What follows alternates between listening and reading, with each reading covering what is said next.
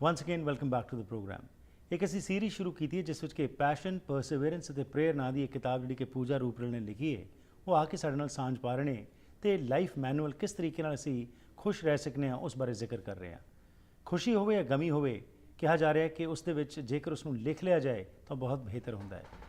ਇਸ ਸੀਰੀਜ਼ ਦੇ ਵਿੱਚ ਅਸੀਂ ਜ਼ਿਆਦਾਤਰ ਇੰਗਲਿਸ਼ ਵਿੱਚ ਗੱਲਬਾਤ ਕਰ ਰਹੇ ਹਾਂ ਤਾਂ ਕਿ ਅਸੀਂ ਆਪਣੀ ਯੂਥ ਨੂੰ ਇਨਵੋਲਵ ਕਰ ਸਕੀਏ। ਸੋ ਉਸੇ ਨੂੰ ਮੁੱਖ ਰੱਖਦੇ ਆਓ ਮੁੜ ਤੋਂ ਅੱਜ ਗੱਲਬਾਤ ਕਰਦੇ ਹਾਂ ਪੂਜਾ ਰੂਪਰਲ ਨਾਲ ਕਿ why is it important that to write during time of distress और हैप्पीनेस, क्यों ज़रूरी है एक जर्नल मेंटेन करना, और इस बारे गलबात करते हैं Pooja Ruparel. Welcome to the programme जी। Hello. Thank you. So Pooja, let's talk today about the importance of writing, because many a times we see that we just don't want to write, or you're not in a mood to write something. So if you could start off with how your journey began in writing, and why do you think it is important to write whatever is in your mind, to just pen it down? So I began writing when I was 10. I was really young. My grandma passed away and I had gone to school. So when I came back from school, she was gone and I was told that she saw me and she passed away. Sorry. She saw me and she breathed her last, and I was told that she was waiting for me. Right. So I was I was very close to her. She was the only grandparent alive. I didn't have any other grandparents. So I was really heartbroken. And in all that chaos, everybody was setting up her funeral. I had nowhere to kind of take my grief and go, and I was really upset. Right. So that was when the first time I wrote. I just poured my heart out, picked a blank school notebook and poured my heart out into that. And that was my first piece of writing. And after that I found that writing and expressing it into the pages of the book gave me relief. Right. So after that I would write. I was a highly emotional child. So whenever something upset me, I would write poems for my mom, I wrote poems for my grandmom, and that's how my personal writing journey began. And in the book also you have devoted one particular chapter to this, that you should write. Why do you think it is so important that you've given full chapter to this in this book? And when I say we need to write, I'm talking about a journal. So not everybody is interested in writing professionally, right? And you don't have to share what you write. Right. It's for your own personal growth.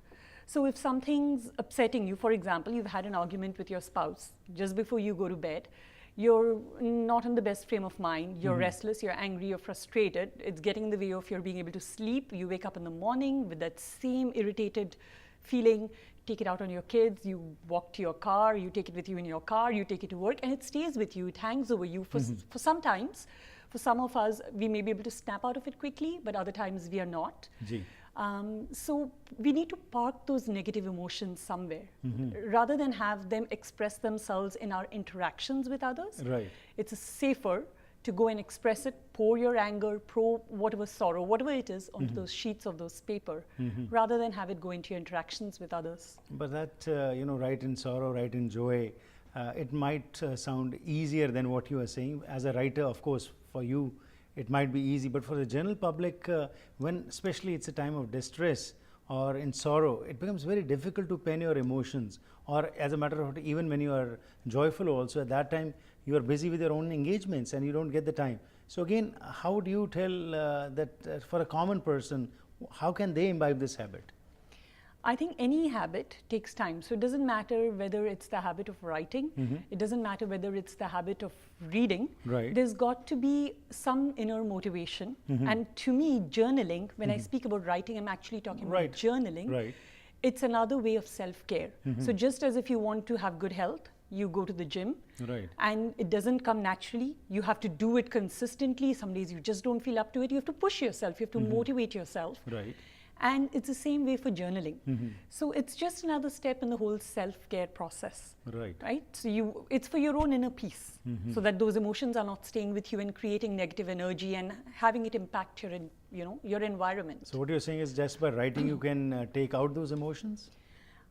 You can definitely reduce the negative impact. Okay. You can definitely feel some relief. I know that I feel it, and maybe you won't feel it the first time, but it's something, it's worth giving it a try.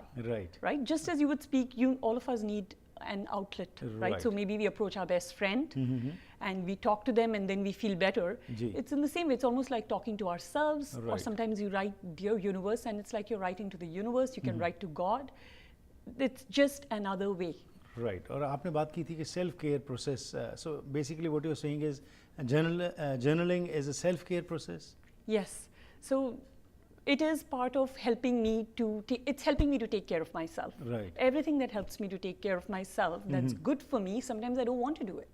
Like, I don't want to go to the gym, I don't want to eat healthy, I want to eat breads and pastas, and so everything that is self-care is not something I may necessarily enjoy initially. Right. It's something I have to cultivate. Right. So whether I can start by doing, penning down just one little paragraph, it's something that we can build upon. Right. And I personally highly recommend, not just in times of anger and anxiety, even in times of joy, Right. or when you feel grateful, express that as well. Don't go to bed without thinking about 5 things you're feeling grateful for, and write them down, and automatically your energy shifts, right? Because you're focusing on the positive, on the good things that have happened, rather than looking at the not so good things that have Right. happened. Okay. Another thing is, after you have written, is there any possibility that do you get the time ever to go back and check what you have written, and does this happen, and if it happens, can that also help you later on? Such a good question. Yes, I have done that. I go back to my old diaries, and when I look at stuff that I've written, I'm amazed at how much of a difference it has made in my life and how much I've grown. Because those things, when I read it, and I'm thinking, oh, that affected me so much, Right. but it wouldn't affect me today. So somewhere through that journey, Right. I have grown. Okay. And it definitely helps to look back. And you can even, if you're writing about things that you're grateful for, or you're writing your goals, or you're writing what upsets you, it's always good to go back. You don't have to do it on a daily basis, but just gives you a perspective on how far you've come, and that's again motivational. Okay, so what you're basically saying is that keep on penning down everything so that it also becomes a legacy, and if you want to reflect back and see where you were and where you have reached, that also helps you. But apart from that, if any emotions are to be outburst, I would say it's the best form is, because यहाँ पे तो लोगों के पास time नहीं है, अपने आप time निकाल के आप अपनी इमोशंस को बाहर एक्सप्रेस कर लें. Thank you very much. It was a pleasure talking to you. Thank you.